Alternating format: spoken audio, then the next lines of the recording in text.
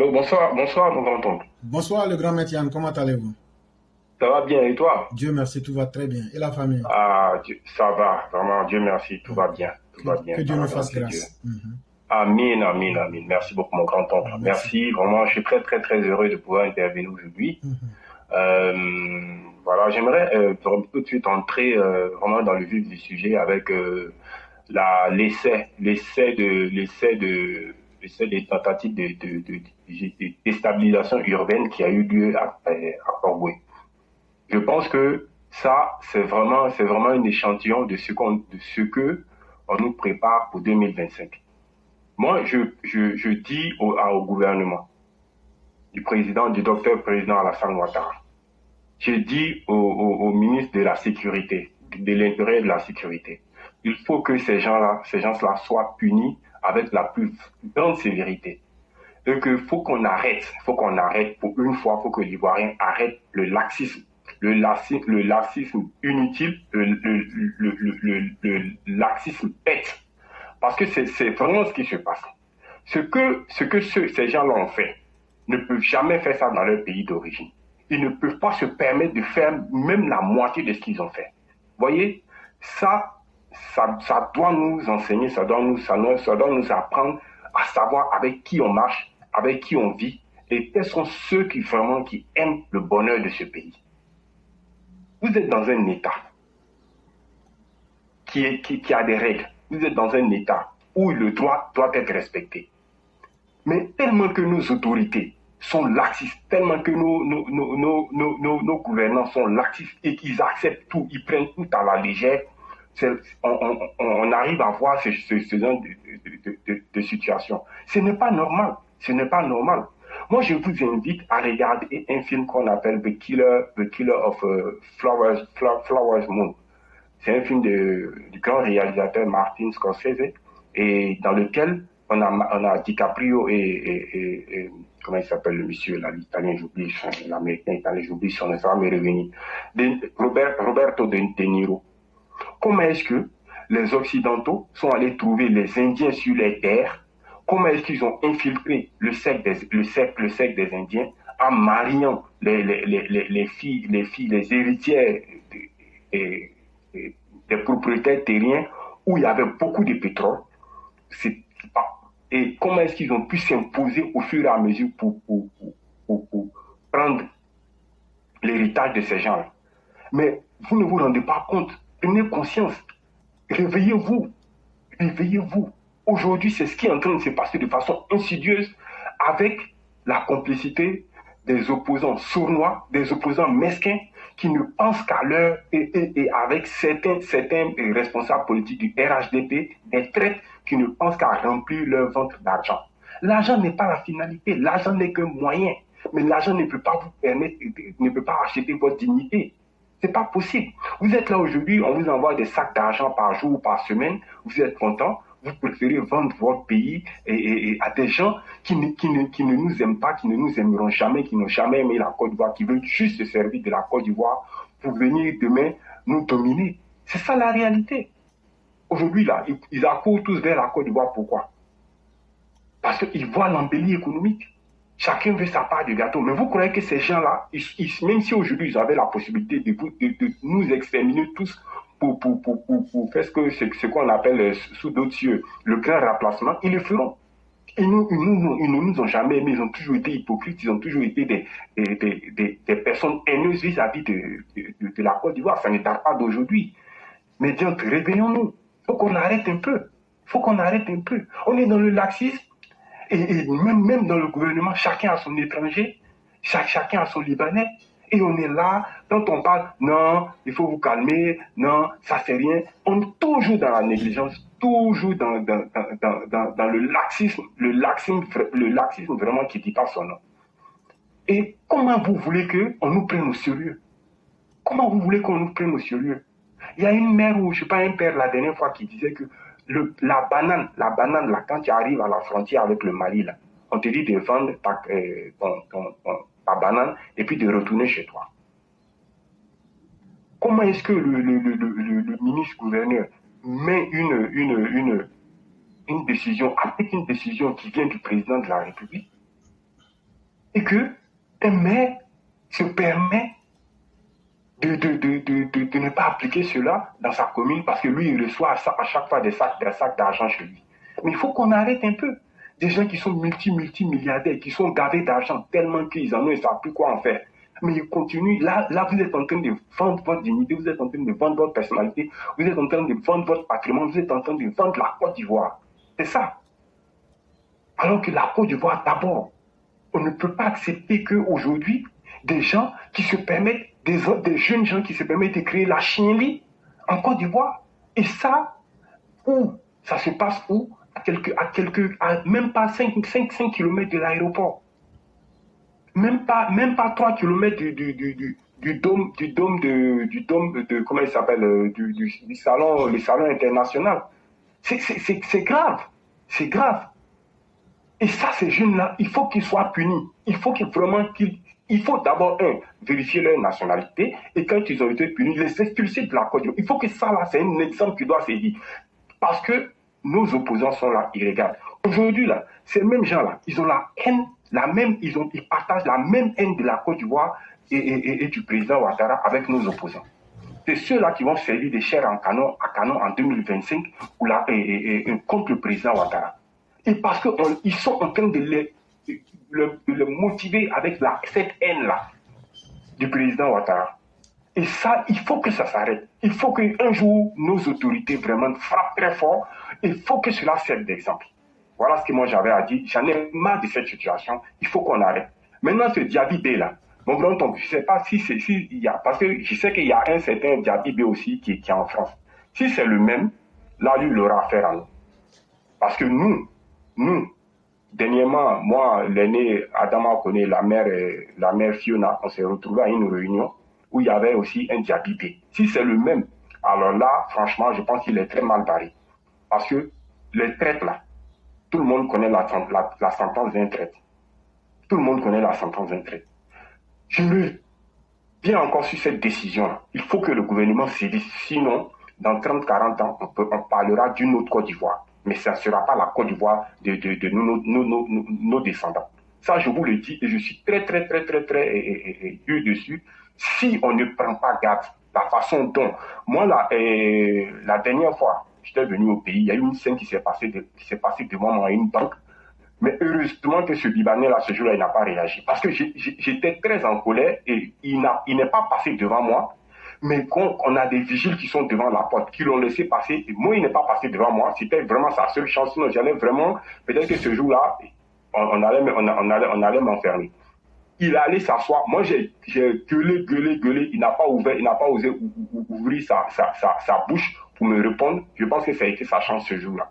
Et malgré ça, j'ai été me plaindre auprès de la responsable de la banque qui a dit oui, monsieur, c'est vrai, vous avez raison. Les vigiles qui l'ont laissé rentrer, je leur ai montré qu'ils étaient des vigiles indignes qui ne savaient pas ce que c'est que la dignité et l'honneur d'avoir la chance d'être ivoirien et que de laisser ces gens-là faire prospérer comme ils le font. Mais c'est comme ça. C'est comme ça qu'ils prennent la confiance. Il faut que ça s'arrête. Un jour, il faut vraiment que ça s'arrête. Parce que trop, c'est trop. Ils prennent l'argent dans les AES là-bas, l'argent du blanchiment de drogue et du djihadisme là, pour venir blanchir et faire leur pressing ici, blanchir ça en Côte d'Ivoire, avec tous ceux qui sont dans les boulangeries. Tout le monde le sait. Donc il faut qu'on arrête un peu. Il faut qu'on arrête.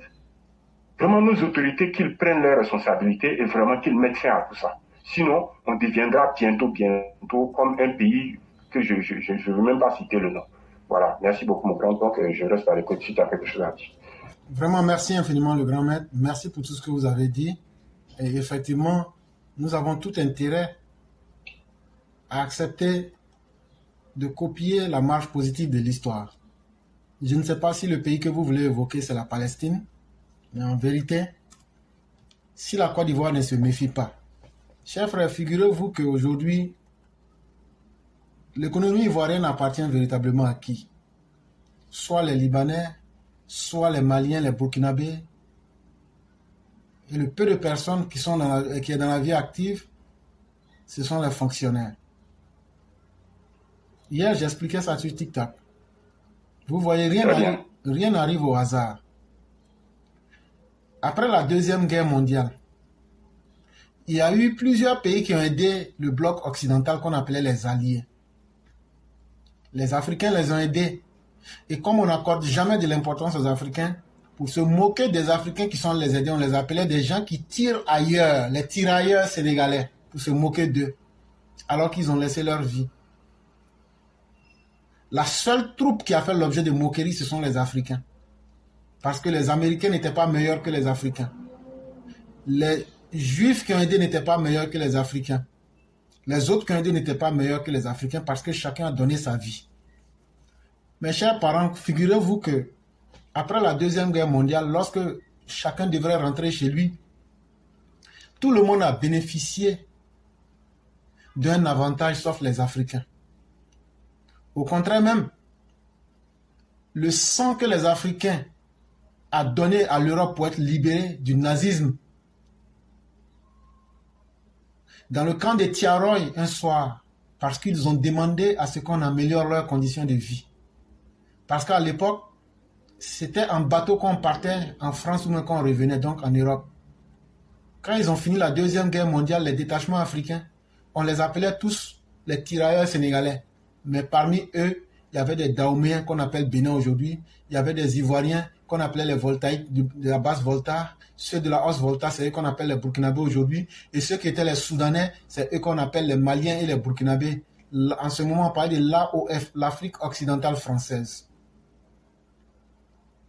Après la Deuxième Guerre mondiale, quand le détachement des tirailleurs sénégalais est venu, on les a parqués dans un, je dis bien parqués comme des animaux, dans un camp. Ce camp-là s'appelait Tiaroy. Quand on les a parqués là-bas, bizarrement, on est obligé de leur donner à manger. Leurs conditions de vie étaient exécrables. Ils y étaient pour pouvoir être redistribués dans leurs colonies. Mais ces personnes, quand elles ont revendiqué le droit d'avoir ne serait-ce que de la viande une fois par semaine, quand elles ont revendiqué d'avoir une pension, et quand elles ont revendiqué en demandant un salaire qui soit au même titre que ceux de leurs collègues français, un soir, pendant leur sommeil, ce camp a été bombardé. Il n'y a même pas eu une mouche qui a survécu. Voilà le salaire de nos parents qui ont combattu pour aider l'Occident à se libérer. Mais en contrepartie, qu'est-ce que les États-Unis ont obtenu?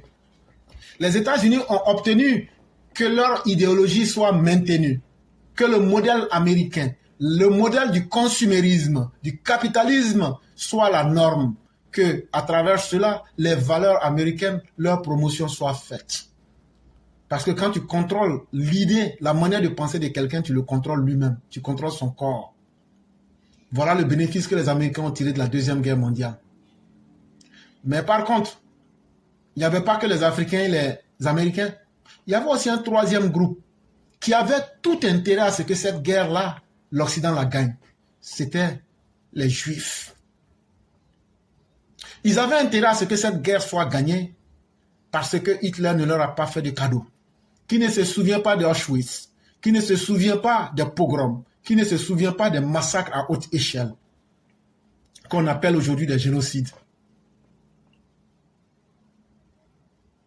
Et donc, dispersés dans toute l'Europe, avec diverses nationalités, ces personnes ont pris conscience de leur identité pour dire que diviser, la même chose peut nous arriver. Et comme dispersés, ils ont aidé le bloc occidental à gagner la Deuxième Guerre mondiale, ils ont demandé aux Occidentaux, qu'est-ce que vous nous offrez en retour? Les Occidentaux disent, qu'est-ce que vous voulez? Parce que si nous vous offrons quelque chose, que demain vous trouvez que ce n'est pas suffisant, ça va devenir un modèle de chantage. Donc vous-même là, ce que vous voulez, dites-nous. Ils disent, mais ce n'est pas bien grave. Vous savez, nous, avec ce qu'on a vécu, on veut avoir un territoire. Et ce territoire qu'on veut, on voudrait prendre cela comme le point de départ de notre identité. La première solution qu'on leur offre, c'est de s'installer en Afrique. Mais après, eux-mêmes, ils disent, mais tu vois, la négriade, ça ne nous plaît pas beaucoup. C'est un peu sale quand même. Quand tu touches le noir, il y a une tache noire qui te reste. Donc, on n'en veut pas quand même. Et puis, il paraît que le nègre, ça sent souvent. Le plus souvent même d'ailleurs.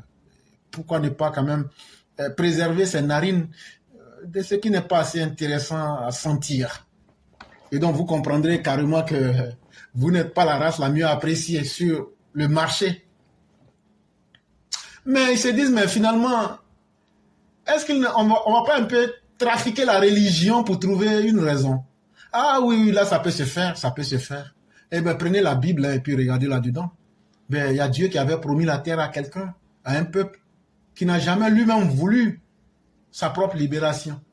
Mais pourquoi nous, aujourd'hui, les sionistes, nous n'allons pas transformer cette réalité-là pour travestir l'histoire du monde et au nom d'une certaine idéologie religieuse, nous incruster et venir. Et donc, qu'est-ce que nous allons faire? Écoutez, d'abord, les médias vont faire leur travail pour dire que le peuple de Dieu doit se réunir. Et quand les médias auront bombardé les esprits avec cela, on va justifier cela. Entre-temps, on va envoyer des gens qui vont s'installer parmi ces Arabes. Eux vont s'installer. C'est pourquoi vous voyez dans les informations, je vous parle des colonies. Qui sont ceux qui regardent les informations? Quand vous regardez les informations en 2024, on vous parle de colonies juives. Ces colons-là, quel est leur travail? C'est eux qui viennent, c'est eux qui s'installent, c'est eux qui se mélangent à la population locale, c'est eux qui prennent la capacité psychologique du peuple qui était là.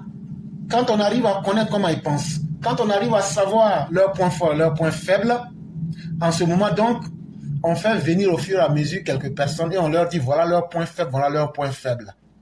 Quand ces premiers colons se sont bien installés, de façon naïve, les Arabes n'ont pas compris. Les Arabes ont pensé que c'était des frères avec qui ils vivaient. Petit à petit, les terrains qui coûtaient peut-être 1 million, ils ont vu que l'argent était devenu le point faible des Arabes.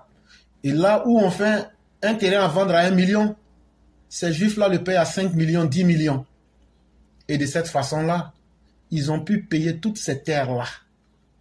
Et donc, ils ont piégé légalement sur la base du droit international. Le droit international et le droit simple veut qu'on obtienne une chose de 3 manières. Si mon papa avait un poulailler, même avant sa mort, la poulailler là, c'est pour moi. S'il meurt, là, on appelle ça héritage. Ça veut dire c'est pour moi. Donc, on peut acquérir quelque chose par héritage. Donc, on appelle ça le droit naturel. Ça veut dire, si je m'en vais là, mon papa, je m'en vais voler poulet de mon papa, j'ai mangé là, ça n'empêche pas sa vol.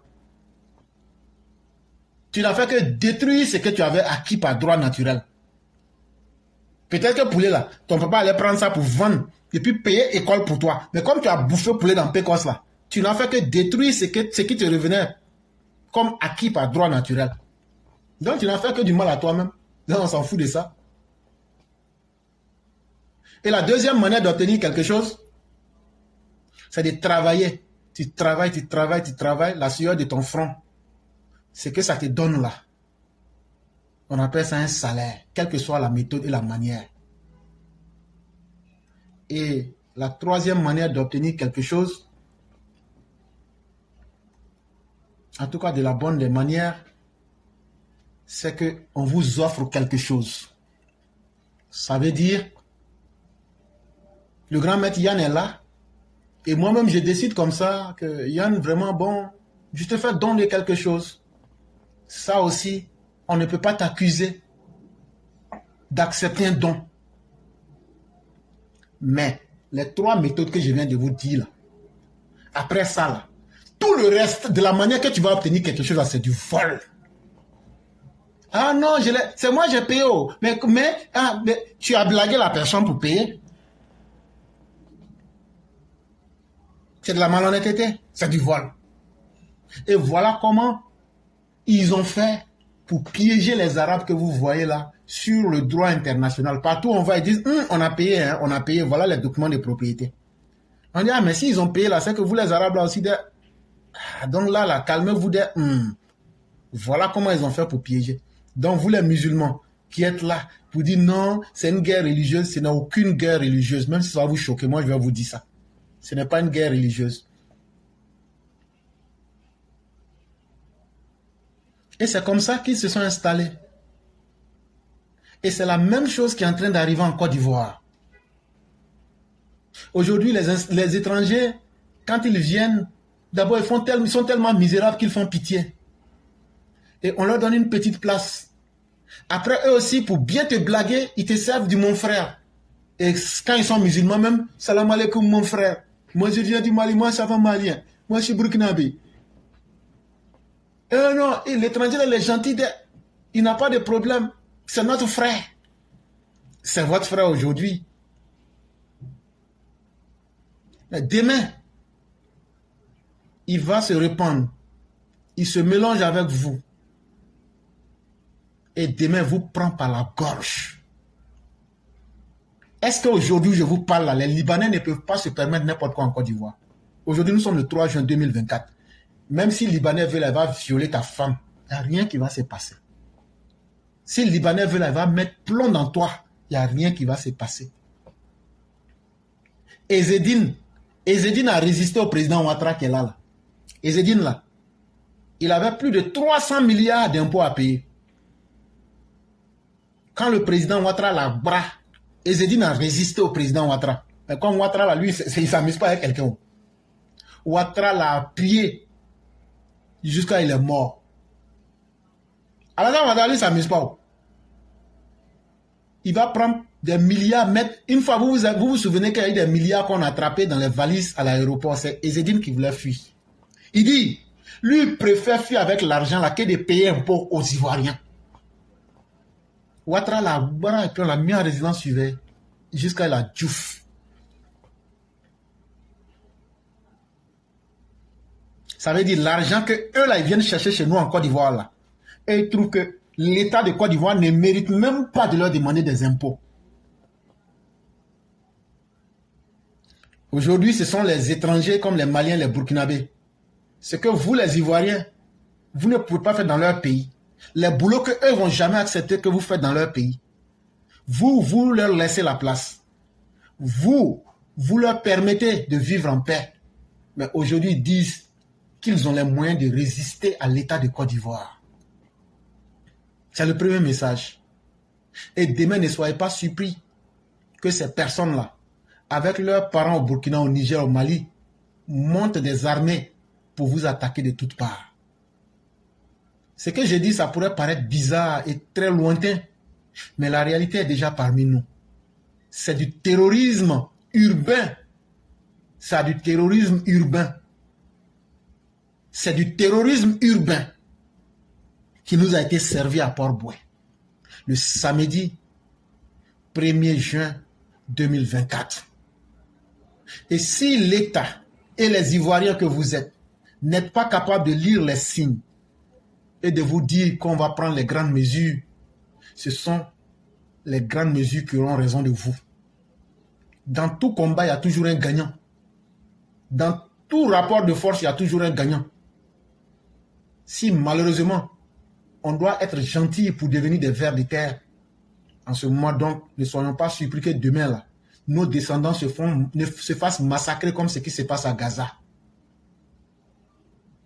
Cher grand-mère, c'est ce que je voulais ajouter.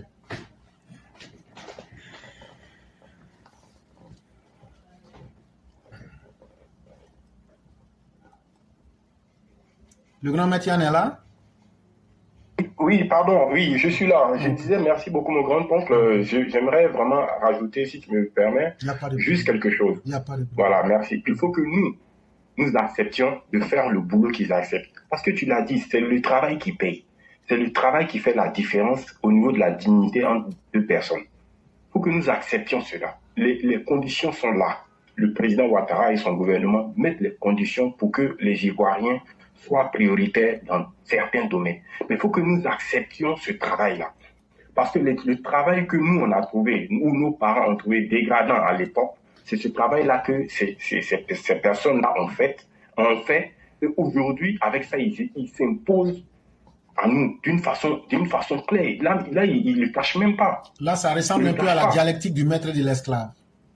Effectivement, mon grand-oncle. Donc, il faut que nous aussi, nous acceptions de dire non, il n'y a plus de petits boulots en Côte d'Ivoire. Il faut simplement que nous nous acceptons la main tendue du gouvernement à travers les efforts. Le gouvernement ne viendra jamais dire non, écoutez, nous on va enlever quelques étrangers là, allez vous mettre là-bas. Non, chacun doit réfléchir, comme mon grand-père est en train de le dire. Il faut réfléchir, savoir quels sont les enjeux, qu'est-ce que nous réservons, comment nous voulons que la Côte d'Ivoire de demain soit. Nous ne sommes pas xénophobes, nous sommes loin d'être xénophobes, mais il y a une réalité qui s'impose à nous. Il y a une réalité, c'est-à-dire c'est un rapport existentiel qui s'impose à nous si nous voulons que la Côte d'Ivoire là soit demain l'héritage de nos descendants. Merci beaucoup mon grand-père, je reste à l'écoute. Merci infiniment le grand maître Yann. Nous vous souhaitons une excellente soirée et bien des choses à toute la famille. Merci beaucoup. Merci à toi aussi. Merci beaucoup. Et il y a certains qui disent, mais c'est quoi Hegel? Il nous explique que bientôt ils vont couper le direct et ça sera la fin. Et donc un esclave qui ne se rend pas compte que lui, il a du pouvoir. Le jour où il arrive à être au petit soin, je résume pour aller rapidement, au petit soin de son maître, à tel point que le maître même ne peut plus rien faire sans l'esclave, cet esclave-là devient le maître du maître. Ça veut dire le maître est contrôlé par l'esclave. Et c'est une thématique assez simple. Généralement, des personnes qui sont en position de faiblesse procèdent de cette façon-là pour faire oublier avec le temps et s'imposer. Et si nous ne prenons garde, c'est ce qui va nous arriver et on n'aura que nos yeux pour pleurer. Mieux vaut avertir que de tromper.